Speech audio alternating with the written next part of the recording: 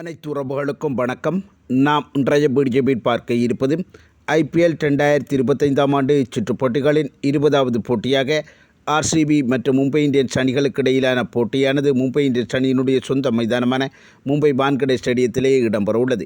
இந்த போட்டிக்காக இந்த இரண்டு அணிகளும் எவ்வாறான ஒரு பிளேயிங் லெவனை அமைத்துக் கொள்ளப் போகின்றார்கள் என்பது தொடர்பாகவும் மற்றும் அவர்கள் அமைத்துக் கொள்ளப் போகின்ற பிளேயிங் லெவனை ஒப்பீடு செய்து பார்க்கின்ற சந்தர்ப்பத்தில் எந்த அணியினுடைய பிளேயிங் லெவனானது பலமானதாகவும் ஆதிக்கமிக்கதாகவும் இந்த போட்டியிலே அமைந்து கொள்ளப் போகின்றது என்பது தொடர்பாகவே நாம் முழுமையாக பார்க்கக்கூடியதாக காணப்படும். அதன் அடிப்படையில் பார்க்கின்ற சந்தர்ப்பத்தில் மும்பை இந்தியன்ஸ் அணியினுடைய தொடக்க வீரர்களாக ரோஹித் சர்மா மற்றும் ரியான் ரிக்கல்டன் ஆகிய இரண்டு வீரர்களும் களமிறங்கிக் கொள்ளப் போகின்றார்கள். அதே போன்று RCB அணியினுடைய தொடக்க வீரர்களாக விராட் கோலி, பிலிப் சால்ட் ஆகிய இரண்டு வீரர்களும் களமிறங்கிக் கொள்ளப் போகின்றார்கள். இதிலே மும்பை இந்தியன்ஸ் அணியினுடைய தொடக்க வீரர்களுடைய தொடக்க ஜோடி இணைப்பாட்டமானது இன்று வரை மிகச்சிறந்த முறையில் கிடைக்கப்பெறவில்லை என்பதன் அடிப்படையில் RCB அணியினுடைய தொடக்க வீரர்களோடு ஒப்பீடு செய்கின்ற சந்தர்ப்பத்தில் சிறிய ஒரு இடைவெளியிலே RCB அணியினுடைய தொடக்க வீரர்கள் பலமானவர்களாக அமைந்திருக்கின்றார்கள். அதனை அடுத்து மூன்றாம் இலக்க வீரராக மும்பை இந்தியன்ஸ் அணி சார்பாக நாமன் தீர் களமிறங்கிக் கொள்ளப்படக்கூடிய சந்தர்ப்பமும் அதே போன்று RCB அணி சார்பாக தேவ்தத் படிக்கல் அவர்களும் களமிறங்கிக் கொள்ளக்கூடிய சந்தர்ப்பங்கள் காணப்பட்டது.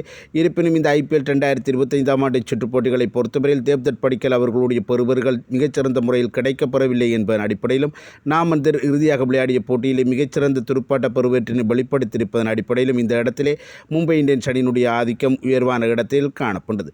அதனை அடுத்து நான்காம் இலக்க வீரராக மும்பை இந்தியன்ஸ் அணி சார்பாக சூரியகுமார் யாதவ் அதே போன்று RCB அணி சார்பாக ராஜத் படிட்டார் களமிறக்கிக் கொள்ளப்பட உள்ளார்.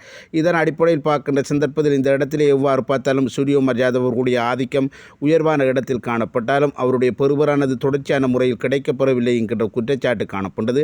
ஆனால் RCB அணியினுடைய தலைவரான ராஜத் படிட்டார் அவர்களுடைய பெறுவர்கள் மிகச்சிறந்த முறையில் கிடைக்கப்பெற்று வருவதன் அடிப்படையில் என்னை பொறுத்தவரையில் தற்போதைய நிலையிலே இந்த இடமானது ஒரு சமபலம் வாய்ந்த ஒரு இடமாகவே காணப்பட்டது. அடுத்து ஐந்தாம் இலக்க வீரராக RCB அணி சார்பாக லைம் லிவிங்ஸ்டன் அதே போன்று மும்பை இந்தியன்ஸ் அணி சார்பாக திலக் வர்மா களமிறக்கிக் கொள்ளப்படுவார். இந்த இடமானது என்னை பொறுத்தவரையில் இந்த ஐந்தாம் இலக்கம் என்கின்ற அடிப்படையில் பார்க்கின்ற சந்தர்ப்பத்தில் கிட்டத்தட்ட ஒரு சமபலம் வாய்ந்த ஒரு இடமாகவே காணப்பட்டது. அடுத்து ஆறாம் இலக்க வீரராக மும்பை இந்தியன்ஸ் அணி சார்பாக கார்த்திக் பாண்டியா அதே போன்று RCB அணி சார்பாக ஜிதேஷ் சர்மா களமிறக்கிக் கொள்ளப்படுவார். இந்த இடத்தில் எவ்வாறு பார்த்தாலும் கார்த்திக் பாண்டியா அவர்களுடைய ஆதிக்கம் உயர்வான ஒன்றாக காணப்பட்டது. அடுத்து ஏழாம் இலக்க வீரராக RCB அணி சார்பாக டிம் டேவிட் மும்பை இந்தியன்ஸ் அணி சார்பாக ரோபின் மின்ஸ் களமிறக்கிக் கொள்ளப்பட உள்ளார். இந்த இடத்திலே பார்க்கின்ற சந்தர்ப்பத்தில் டிம் டேவிட்டினுடைய ஆதிக்கம் உயர்வான இடத்தில் காணப்பட்டது. அடுத்து எட்டாம் இலக்க வீரராக மும்பை இந்தியன்ஸ் அணி சார்பாக மிச்சல் சாட்னர் RCB அணி சார்பாக குருணல் பாண்டியா களமிறக்கிக் கொள்ளப்பட உள்ளார்கள். இரண்டு வீரர்களும் மிகச்சிறந்த சுழற்பந்து வீச்சு செய்யக்கூடிய துடுப்பாட்ட வீரர்களாக இருப்பதன் அடிப்படையிலும் இவர்களுடைய பெறுவர்களின் அடிப்படையில் ஒப்பீடு செய்து பார்க்கின்ற சந்தர்ப்பத்திலும் இந்த இடமும் ஒரு சமபலம் வாய்ந்த ஒரு இடமாகவே காணப்பட்டது. அதனை அடுத்து பார்க்கின்ற சந்தர்ப்பத்தில் ஒன்பதாம் இலக்க வீரராக RCB அணி சார்பாக புவனேஷ் குமார் அதே போன்று மும்பை இந்தியன்ஸ் அணி சார்பாக தீபக் சகார் களமிறக்கிக் கொள்ளப்பட உள்ளார்கள். இந்த இடத்திலே ஒப்பீடு செய்து பார்க்கின்ற சந்தர்ப்பத்தில் சிறிய ஒரு இடைவெளியிலே புவனேஷ் குமார் அவர்களுடைய ஆதிக்கம் உயர்வான ஒன்றாக காணப்பட்டது. அடுத்து பத்தாம் இலக்க வீரராக மும்பை இந்தியன்ஸ் அணி சார்பாக ட்ரெண்ட் போல்ட் அதே போன்று RCB அணி சார்பாக ஜோஸ் கஸ்லிபுட் ஆகிய வீரர்கள் களமிறக்கிக் கொள்ளப்பட உள்ளார்கள். இந்த இடத்திலே ஒப்பீடு செய்து பார்க்கின்ற சந்தர்ப்பத்தில் இந்த IPL 2025 ஆண்டு சுற்றுப் போட்டிகளிலே ஜோஸ் கஸ்லிபுட் அவர்களுடைய ஆதிக்கம் உயர்வான இடத்தில் இருப்பதன் அடிப்படையில் இந்த இடத்திலே என்னை பொறுத்தவரையில் ஜோஸ் கஸ்லிபுட் அவர்கள் சிறிய ஒரு இடைவெளியிலே முன்னிலையில் காணப்பட்டார். அடுத்து 11ஆம் இலக்க வீரராக மும்பை இந்தியன்ஸ் அணி சார்பாக முஜிபுர் ரஹ்மான் அதே போன்று சுயாஸ் சர்மா RCB அணி சார்பாக களமிறக்கிக் கொள்ளப்பட உள்ளார்கள். இந்த இடம் ஒரு சமபலம் வாய்ந்த ஒரு இடமாகவே காணப்பட்டது.